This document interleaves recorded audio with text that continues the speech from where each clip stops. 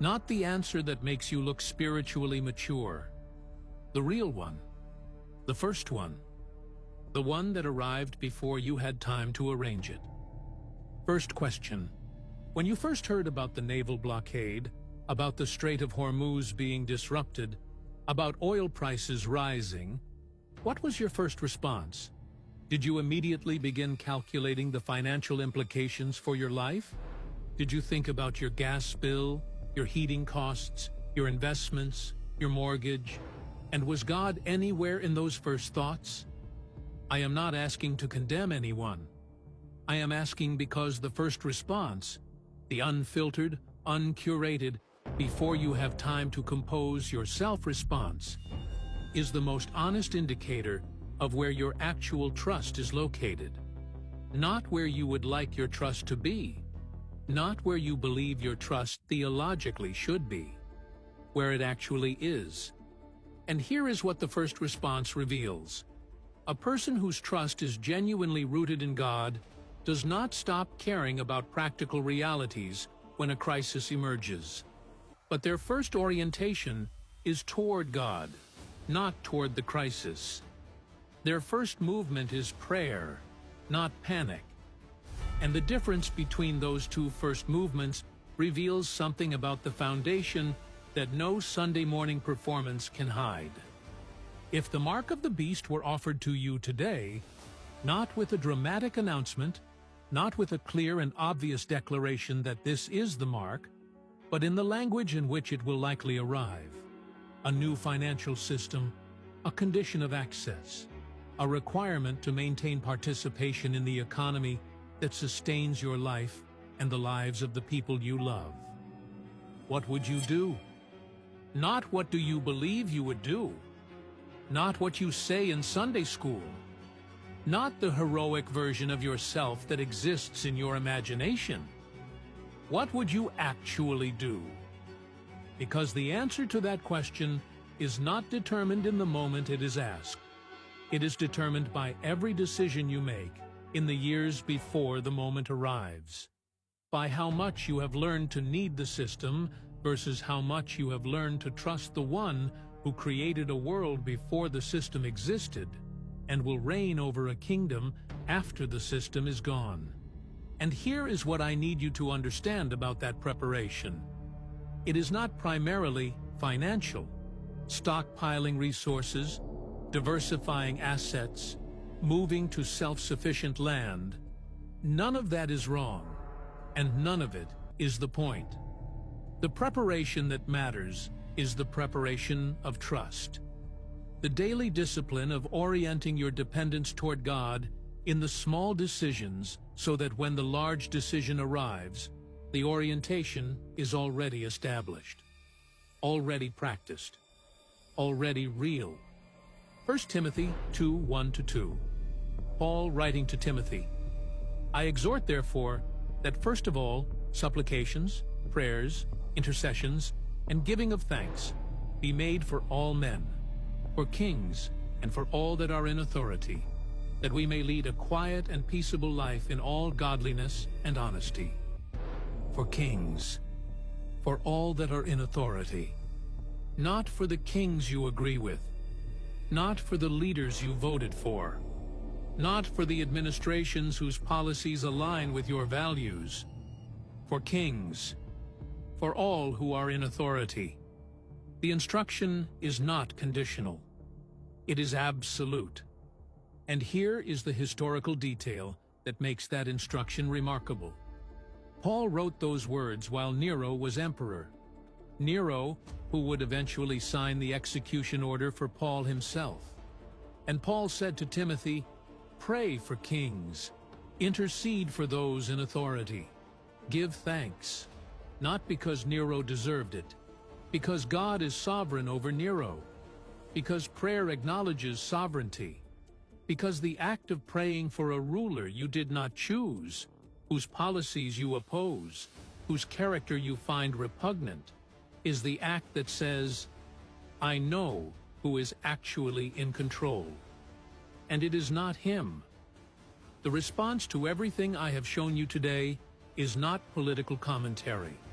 It is not geopolitical analysis, as valuable as that is. It is not financial preparation, as practically wise as that might be. The first response, the foundational response, is prayer. Pray for the leaders navigating this standoff. Pray for the sailors on those shadow fleet tankers. Workers, not architects, of the system they serve. Pray for the Iranian people under economic pressure. Pray for the underground church in Iran, 3 to 4 million believers worshiping in secret, who are living already in the shadow economy of a system designed to exclude them, and whose faithfulness is a rebuke to every comfortable Christian who thinks the decision about the mark is a future question.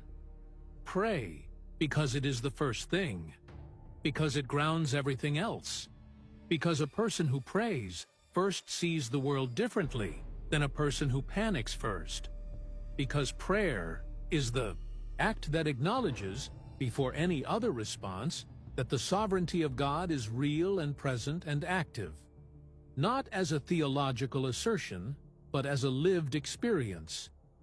And then, after you have prayed, examine yourself. Not your politics, not your geopolitical views, yourself. The foundation on which you have built your daily life.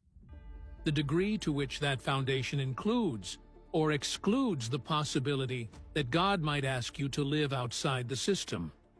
The degree to which you have confused access to comfort with evidence of blessing.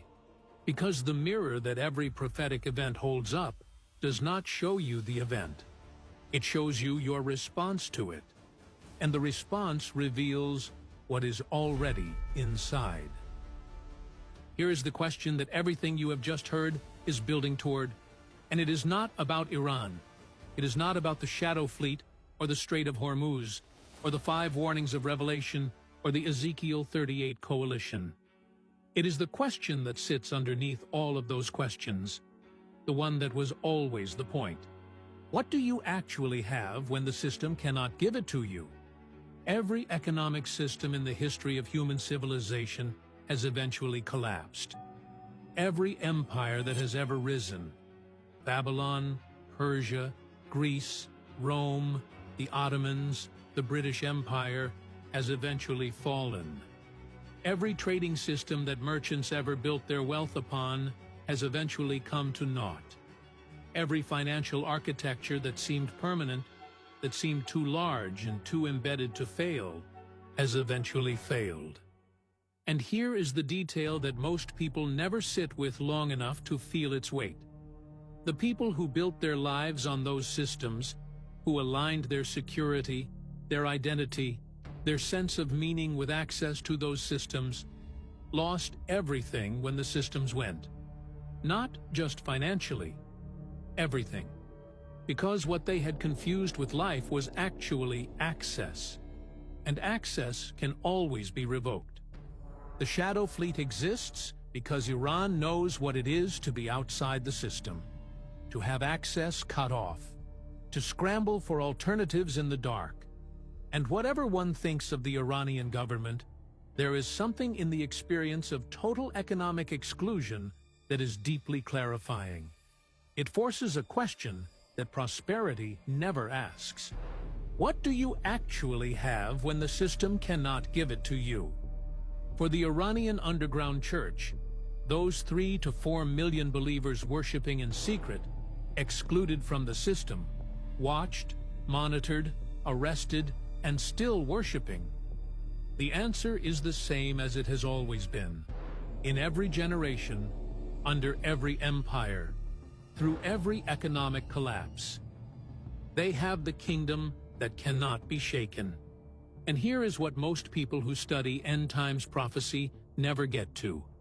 Because they are so focused on the systems, the mark, the beast, the Babylon, the collapse, that they miss the thing that those systems were always pointing toward. Not as a destination, but as a contrast. Babylon falls so that what cannot fall becomes visible. The mark excludes so that the door that cannot be closed becomes the only door that matters. Hebrews 12:28 says, "Wherefore we, receiving a kingdom which cannot be moved, let us have grace, whereby we may serve God acceptably with reverence and godly fear." A kingdom which cannot be moved, not disrupted by a naval blockade, not crashed by a Strait of Hormuz closure, not controlled by a CBDC or a mark or any system of human power, however comprehensive, however total, not shaken by the fall of Babylon or the weeping of merchants or the smoke rising from a system that once encompassed the world's commerce. The kingdom cannot be moved. And here is what I need you to understand about the access to it. Access is not through a mark in the right hand or the forehead. It is not through compliance with a system. It is not through participation in an economy or a political alignment or a national identity. It is through a confession. One confession. The simplest and the most radical statement a human being can make. Romans 10:9. That if thou shalt confess with thy mouth the Lord Jesus, and shalt believe in thine heart that God hath raised him from the dead, thou shalt be saved. Confess with your mouth. Believe in your heart. Not confess with your financial account. Not believe with your investment portfolio. Not access the kingdom through your credit score, or your CBDC compliance rating, or your social credit standing. With your mouth, with your heart. That is the entry point. That is the door. And it is the only door that no naval blockade can close, no sanctions regime can cut off, no digital financial system can revoke, and no mark on any right hand or forehead can replace. Think about what that means alongside everything you have seen in this documentary. The mark of the beast gives temporary access to a collapsing system.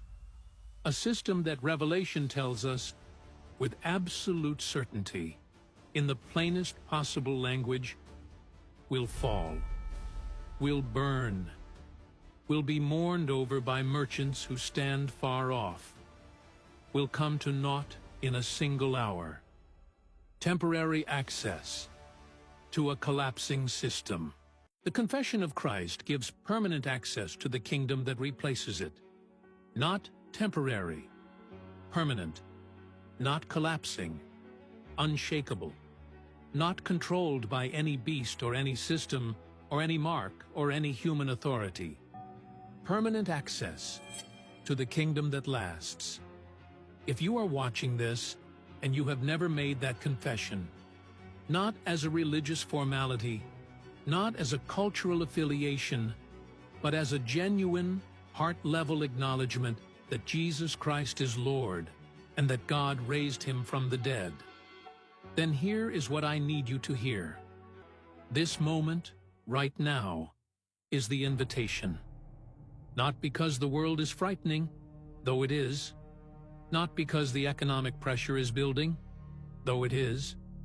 Not because the shadow fleet was turned back in the Arabian Sea and the Strait of Hormuz is disrupted and CBDCs are being built into the global financial architecture, though all of that is true.